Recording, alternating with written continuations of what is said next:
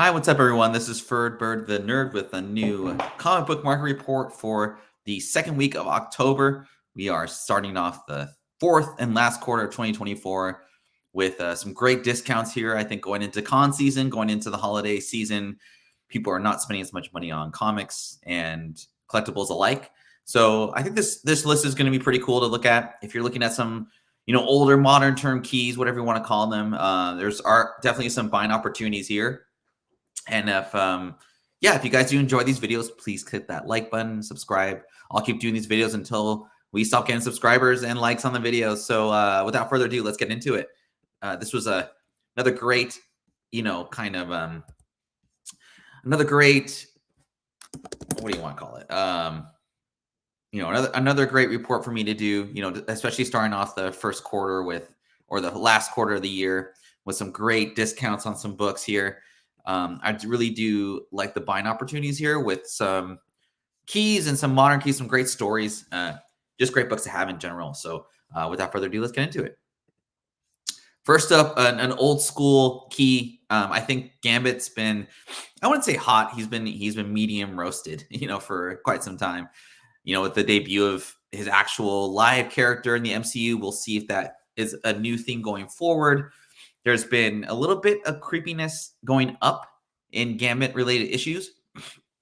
This is the Gambit 1 foil variant gold. I remember this book when it came out. It was a really cool book to have. I had the first one, not near mint, but do have it nonetheless. And Gambit is my favorite X-Men ever, which is funny because I don't have his first appearance, but I do have his first figure. So I do have that at least. $100 for a near mint copy of this book. It's incredibly hard to get in high grade. 9.6s go for a pretty good penny, but I was just looking at the near mint copies of this. I think that whole, nostalgia of trying to get a raw book and submit it and hopefully get a 9.8 still carries weight to the near mints. I think a better kind of risk is to get a 9.6 for like $1.25 or like $150.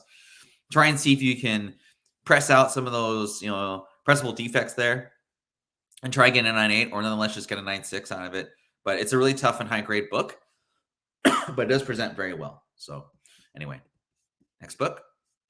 Deadpool #1 from the 1997 ongoing series. This is my favorite Deadpool book. Excuse me, because of the, let me have some coffee here. Just because of the cover. I think it's those mid 90s or late 90s books when I was in high school.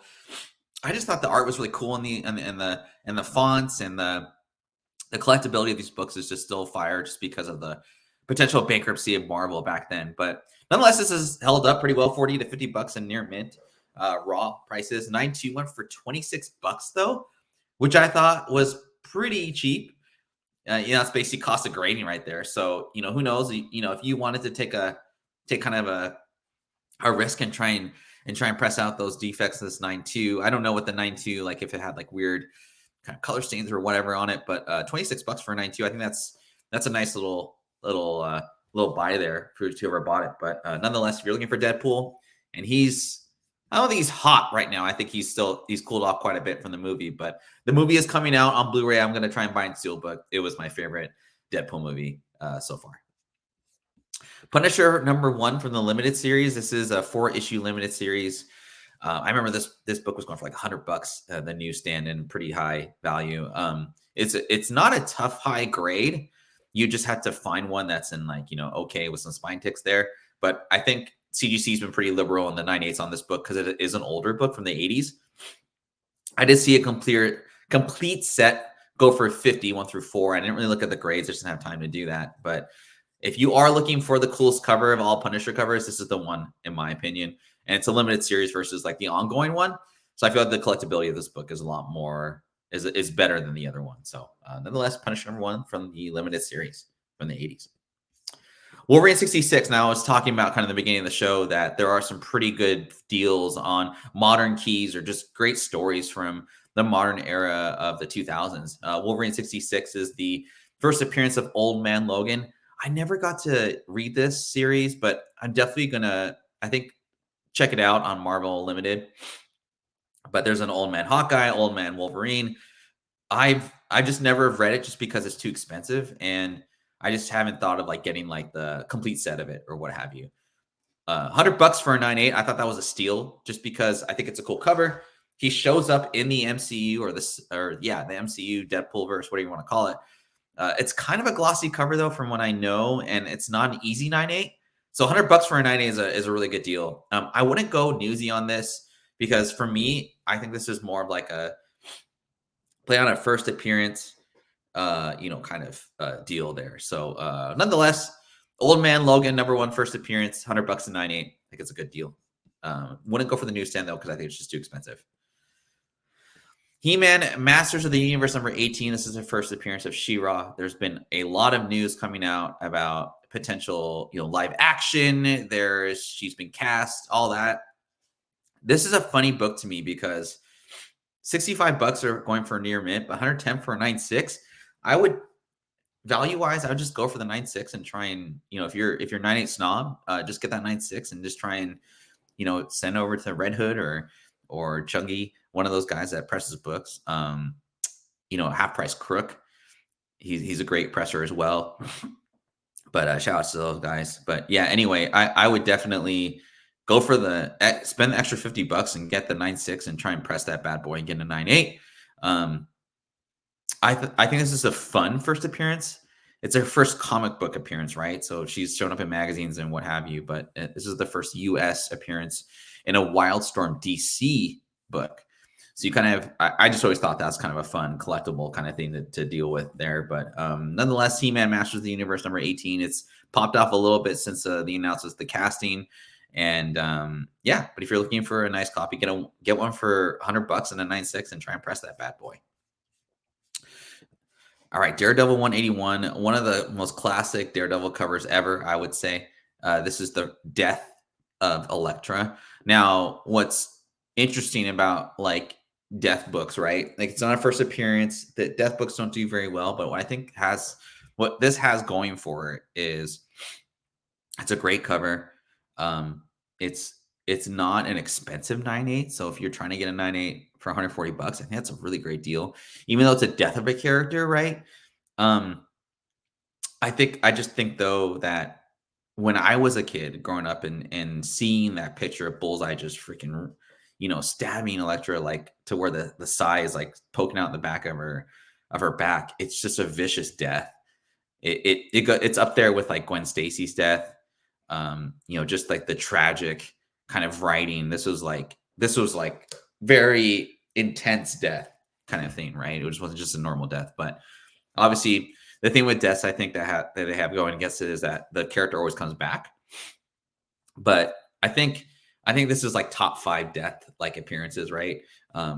Superman for me is up there too, just because it was like all over the place. But the characters always come back. Gwen Stacy, I don't, like that version of Gwen Stacy, per what I feel, like has never come back. So she stayed kind of like, dead.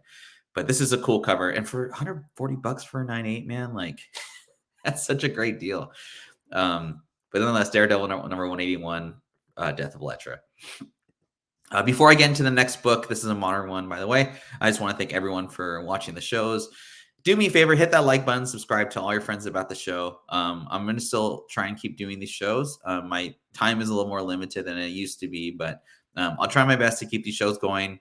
And your support just means everything to the channel and network. So I do appreciate everyone's support there. But nonetheless, Aint No Grave, number 4. This is the 1 in 25 variant. I think it's a really cool cover. It almost looks like a poster cover, for a movie. $50 out the gate for this book. It's dipped down quite a bit. I think the foam was kind of caught up, but $29 this past weekend for this book. It's got to be a tough 9.8. I haven't read this series though. I just thought I'd highlight it because there's been a lot of FOMO with this book. And for 1 in 25, I'm not mad at $20 to $25 like price for that. I mean, comic collectors are still going to just pay money for stuff, right? So it's a Scotty Young cover, and so it has that, like, Scotty Young's like the J. Scott Campbell of like this generation or of this era, I guess you'd call it.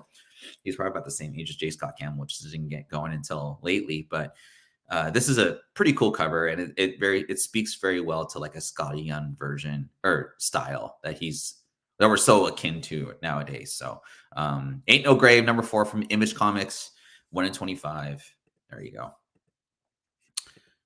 And last but not least, this is the book that is still in Fomoland, the hot book of the past couple weeks here. It's a Kickstarter preview or a Kickstarter, kind of whatever. And 1999, from what I read out the gate, this was going for like $100 a couple weeks ago.